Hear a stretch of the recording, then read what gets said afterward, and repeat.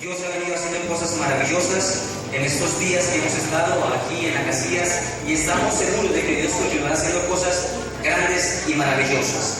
Quiero que vaya conmigo a la palabra del Señor. Libro de Génesis capítulo 12. Génesis capítulo 12, versículo 1 hasta el 9. ¿Lo tienen?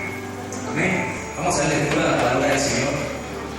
En esta tarde dice la palabra del Señor. Pero Jehová había dicho a quién. Nótese que todavía no ha habido el cambio de nombre, la transición, sino que todavía se llamaba como Abraham. No se llamaba todavía Abraham.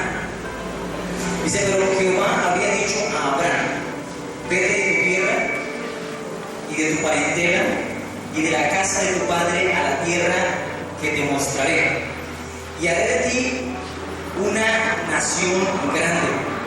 ¿Cuántos dicen amén? Amén. Y te bendeciré y engrandeceré, teniendo a Betel al occidente y a Jai al oriente, y edificó allí altar a Jehová e invocó el nombre de Jehová. Y Abraham partió de allí caminando y yendo hacia el Negev. ¿Cuántos dicen amén? Amén.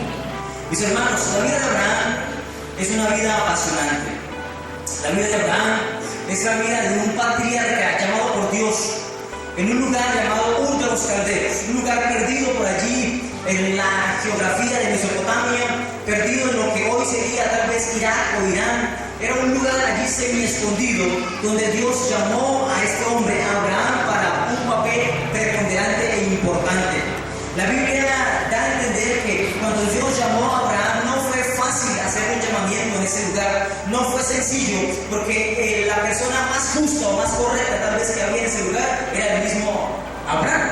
Lo demás era un entorno bastante perverso, había mucha idolatría. Se cree que ya en el tiempo de Ur de los Caldeos había unas especies de pirámides gigantescas donde la gente adoraba el sol, adoraba la luna, donde había cualquier cantidad de dioses a las cuales la gente estaba acostumbrada a adorar. Pero en medio de ese ambiente pecaminoso, en medio de ese ambiente terrible, la Biblia dice que Dios llamó a Abraham y lo sacó de allí, de Ur de los Caldeos, con un propósito grande y poderoso. Quiero decirte en esta tarde que no importa el origen del cual tú vengas, no importa el lugar donde tú hayas nacido, no importa con quien tú hayas compartido, lo que sí importa es que Dios tiene un propósito grande y poderoso contigo, y donde sea necesario Él te va a sacar para que tú vayas adelante en el nombre de Cristo Jesús. ¿Cuántos dicen amén? Debe fuerte ese aplauso al Señor.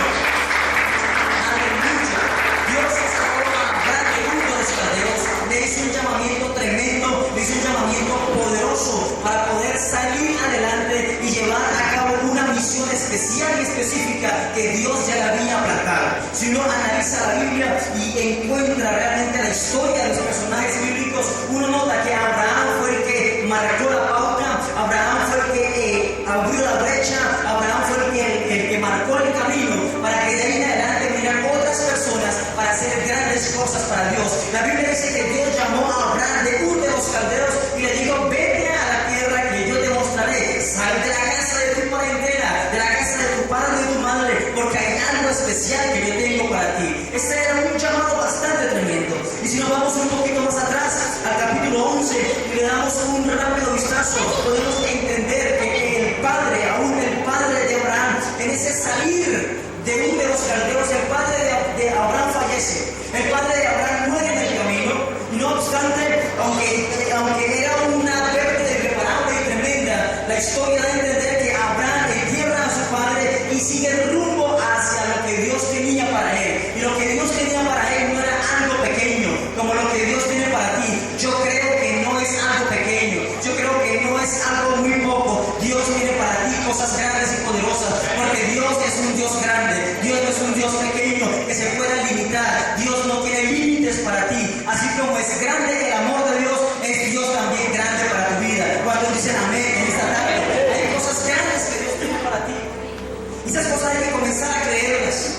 Abraham enterró a su padre y prontamente siguió del camino para el lugar donde Dios le había señalado. La Biblia dice que llegaron al lugar de Canaán, allí se establecieron, y cuando se establece Abraham allí, vienen unas bendiciones tremendas, unas promesas increíbles que ya Dios le había ratificado. Yo quiero que las leamos con detenimiento.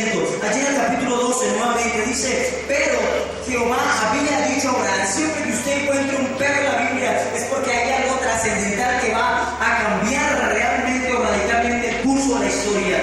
Abraham tal vez venía en un llamado, pero es aquí en este capítulo 12 donde Dios le ratifica el llamado a Abraham y le dice: pero Jehová había dicho a Abraham: vete de tu tierra y de tu parentela y de la casa de tu padre a la tierra que te mostraré. Dos, una gran promesa: y haré de ti una nación grande. Dígale que está a su lado: una nación grande. Dígale nuevamente: una nación grande. ¿Y cómo era posible que Dios iba a hacer una nación grande? ¿Cómo era posible que Dios iba a cumplir todas sus promesas en Abraham? ¿Cómo era posible que Dios fuera a transformar lo que aparentemente era esterilidad en algo grande y poderoso para él? Hermanos, para Dios no hay absolutamente nada imposible. Todo lo que es imposible, Dios lo vuelve posible. Si usted ha venido clamando y orando para que su vida, su familia, su generación sea bendita, créame que Dios lo va a hacer. Créame que Dios lo va a cumplir. Tarde que temprano usted verá la gloria de Dios reflejada en sus generaciones. Por eso hoy declaramos que las familias de Ciudad Fuego Casillas son familias bendecidas, son familias prosperadas, son familias con proyección, son familias que agradan a Dios y son familias que van hacia adelante en el nombre del Señor. Si usted lo cree, con su familia, denle un fuerte aplauso al Señor. Abraham se embarcó en ese camino. Abraham recibió las promesas de Dios y comenzó a creerle a Dios cuando le dijo: y haré de ti una nación grande. No sabía cómo iba a pasar eso, no sabía cómo eso iba a suceder, no sabía cómo iba a acontecer, pero él estaba caminando en una promesa, él estaba caminando en algo que Dios le había prometido. El nombre de Abraham solamente significa padre enaltecido. Cuando más adelante Dios le cambia el nombre a Abraham, le coloca como padre de muchedumbres. ¿Sabe una cosa? Abraham vivía en un lugar donde era común que pasaran las caravanas de comerciantes. Y las caravanas que pasaban de comerciantes se establecían allí, se paraban allí. Y tal vez la casa de Abraham o el sector donde estaba Abraham era un sector donde la gente se estacionaba para compartir, descansar un poco y tal vez al otro día seguir la caminata. Y se imagina una charla entre Abraham y los comerciantes que pasaban por allí. Los comerciantes seguramente le pasaban: bueno, ¿y tú qué haces? ¿A qué te dedicas? Si no, pues yo hago los trabajos normales del campo, del desierto. Tengo a mi esposa Sara, y los comerciantes decían: ¿y cuántos hijos tiene? Pues hasta ahora no, ninguno. Pero tengo una promesa de que Dios me había dicho que yo seré una nación grande. Pasaban los días, pasaban los meses y seguía Abraham con la promesa frente a los comerciantes: yo soy un padre de una nación grande, un padre enaltecido. Hermanos, cuando Dios le cambia el nombre a Abraham, le cambia a padre de multitudes, imagínense a los comerciantes otra vez pasando por ahí. Dijeron: ¿cómo estás ahora? No me llames Abraham, ahora soy Abraham. No me llames padre enaltecido, ahora soy padre de multitudes. Dice: si este hombre estaba loco, ahora sí que está loco de remate completamente, porque no tiene un hijo, no tiene descendencia, se hacía llamar padre sin tener hijos. Ahora dice que es padre de multitudes. ¿Dónde están las multitudes? ¿Se imagina uno la oración y el clamor de Abraham delante de Dios? Señor, dame descendencia, dame las multitudes, porque tú me dijiste que iba a ser una nación grande. La Biblia dice que la promesa de Dios para Abraham es: y te bendeciré y engrandeceré tu nombre. Esa es una promesa para ti y para mí. Porque Dios nos da un nuevo nombre. ¿Cuántos dicen amén?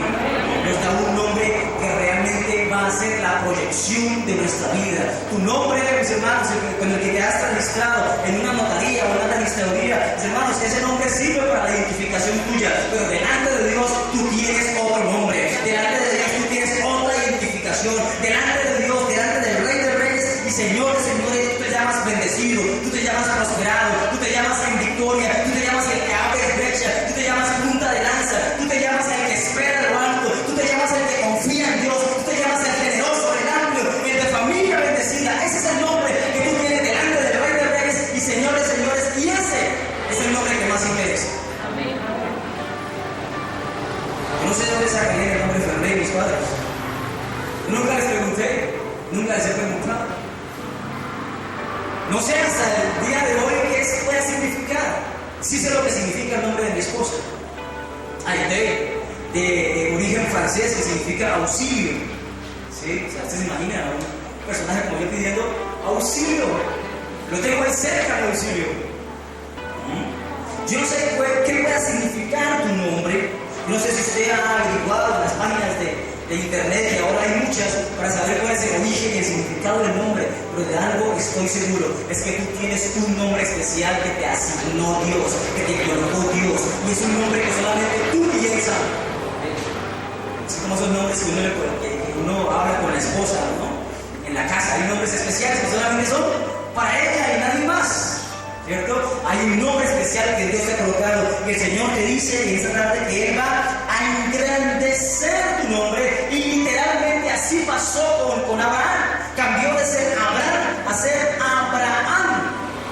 Y usted dirá, fue una simple H, no, fue mucho más que una simple H intermedia, porque si usted ve, la H ocupa un lugar importante y es prácticamente la quinta letra del alfabeto hebreo, y el número 5 en los hebreos significa la maravillosa gracia de Dios. Así que la gracia de Dios se derramó sobre Abraham y también va a ser derramada sobre tu vida. Cuando dicen amén, declaro la gracia de Dios sobre ti, declaro el favor de Dios sobre ti, declaro que Dios va a engrandecer tu nombre y que tú serás diferente de aquí en adelante. Denle fuerte ese aplauso al Señor.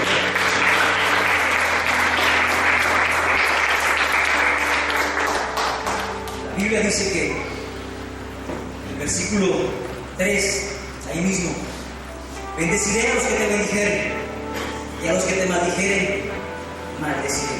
Y tiene una parte fundamental e importante: y serán benditas en ti todas las familias de la tierra. Amén.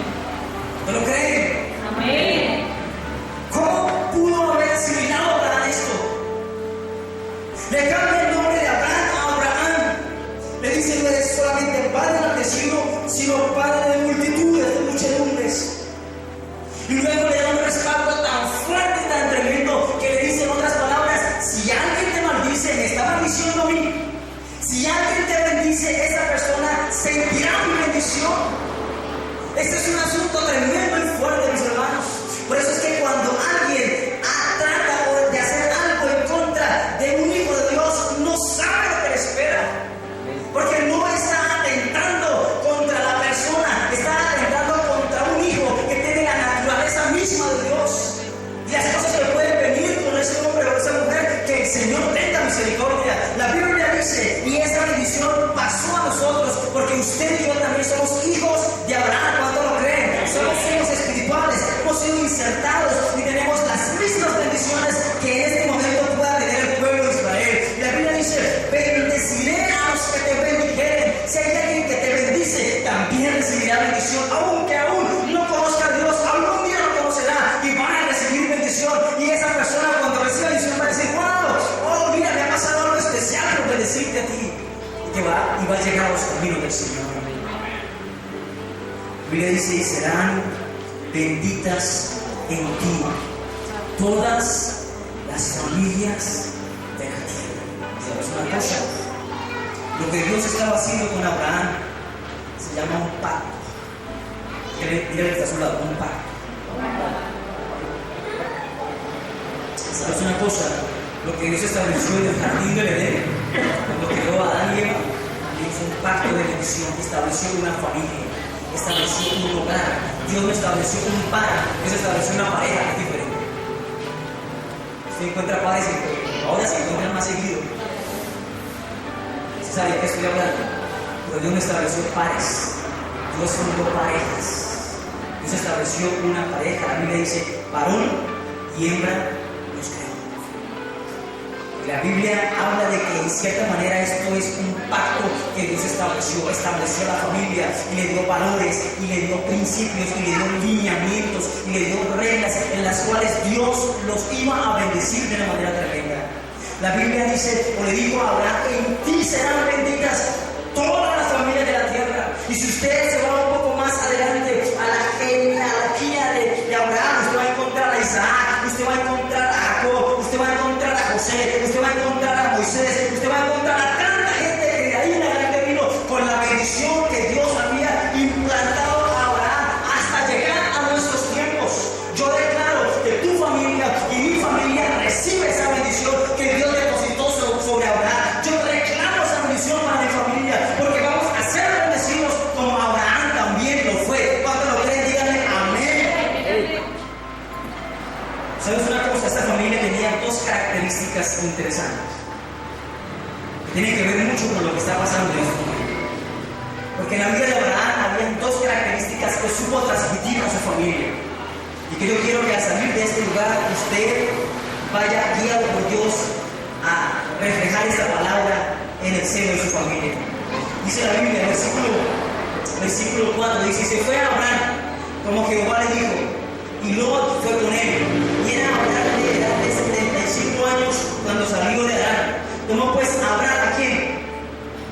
A Sarai su mujer, y a Lot hijo de su hermano, y todos sus bienes que había en Canaán, las personas que habían adquirido en Harán, y salieron para ir a tierra de Canaán, y a tierra de Canaán llegaron. Y pasó Abraham por aquella tierra hasta el lugar de Siquem, hasta el encino de Moré, y el cananeo estaba entonces en la tierra. Y apareció Jehová a Abraham y le dijo: a tu descendencia daré esta tierra. ¿Y qué hizo Abraham? Versículo 7: y edificó allí un altar a Jehová quien le había aparecido. Una de las características importantes de la familia de Abraham, y que tampoco de Abraham ya después de ser transformado, era que para él era importante el tema del altar en la familia. Era indiscutible. Y si usted ve, hay como 4 o 5 lugares en los cuales cuando Abraham se movía colocaba un altar. Donde llegaba Abraham había que colocar un altar. Donde se establecía Abraham ahí era el lugar del altar. Lo primero que hacían cuando llegaban a un lugar era avistar el lugar donde se iba a hacer el altar para Dios. Era importante, era trascendental, era necesario en la vida de Abraham y por ende también en la vida de su familia que se estableciera un altar a Jehová, un altar de gratitud, un altar de adoración, un altar de alabanza. Era indiscutiblemente necesario que en la familia de Abraham se alabara y se glorificara a Dios, quien lo había sacado de Ur y quien lo había traído hasta ese lugar. Había que adorarlo. Y yo creo que hay muchas razones, sobran las razones, múltiples razones para cada día usted y yo instar a nuestra familia, instar mi vida a alabar y glorificar el nombre del Señor y a establecer ese altar en mi familia. Cuando dicen amén, cuando dicen gloria a Dios. Hermanos, era importante en la vida y en la familia de Abraham ese altar. La Biblia dice: y edificó allí un altar a Jehová quien le había aparecido. Versículo 8, claro que dice: luego se pasó de allí a un monte al oriente de Betel y plantó su tienda, teniendo a Betel al occidente y a Jai al oriente, y edificó allí un altar a Jehová. ¿Y qué hizo? Él invocó el nombre de Jehová. Y si uno escarbara un poquito más en estos textos, uno se encontraría con lugares interesantes como Betel y como Jai. La Biblia dice que él plantó su tienda entre Betel y Jai. Para él era importante estos dos lugares. Yo creo que cada vez que Abraham veía a Betel, recordaba que esa era casa de Dios, porque eso es lo que significa Betel, casa de Dios. Ese lugar o las ruinas que había o los monumentos que había allí significaban la casa de Dios. Y atrás tenía a Jai. Jai simboliza, Jai representa aquellos deseos por ganar algo bajo medios humanos y bajo las fuerzas humanas. Cuando Abraham se levantaba entonces y establecía y iba y adoraba a Dios allí en el altar establecido, miraba la casa de Dios y miraba los esfuerzos humanos y decía: no adoramos a Dios y no recibimos la gloria de Dios por los esfuerzos humanos, lo recibimos por creerle a Dios y creer que vivimos constantemente y que nuestro ser y nuestra familia debe ser llamada casa de Dios. ¿Cuántos dicen amén? Por eso esta iglesia se llama así: Comunidad Cristiana Casa de Oración para todas las naciones. Para él era importante la oración, para él era importante el altar, para él era importante y trascendental la búsqueda de Dios. Qué bueno cuando usted ese altar de oración, esa búsqueda de Dios. Hermanos, sin duda aquí vamos a plantar grupos familiares, sin duda vamos a buscar al Señor, sin duda hermanos van a haber cosas tremendas que van a pasar en este lugar. Hasta ahora, mis hermanos, esta es una abrebocas de lo grande que Dios va a hacer. Mis hermanos, van a hacer cosas tremendas, grandes y poderosas, pero número uno, en nuestra familia el altar debe ser primordial e importante. Número dos, son solo 2 elementos nomás. Número 2, hay una palabra que se repite allí, que está en estos versículos, versículo 8, que dice, y plantó su tienda. Cuando hablamos de tienda, no hablamos hoy en día, ¿no?, de la venta de gaseosa y de los pones de 200 y esas cosas. Cuando hablamos de tienda en el contexto bíblico, estamos hablando de una tienda de campaña, la cual dicen algunos entendidos que Abraham armaba y desarmaba en alrededor de 20 minutos a media hora. Era grande, era pesada porque eran de unas pieles muy pesadas, pero no obstante Abraham había desarrollado la habilidad de armarla y desarmarla rápidamente, solamente cuando Dios le decía. ¿Y qué implicaba entonces que Abraham tuviera una tienda como esas y que ya hubiera tenido práctica para armarla y desarmarla? Implicaba que ya estaba acostumbrado a que Dios le dijera, ve a tal lugar, haz esto.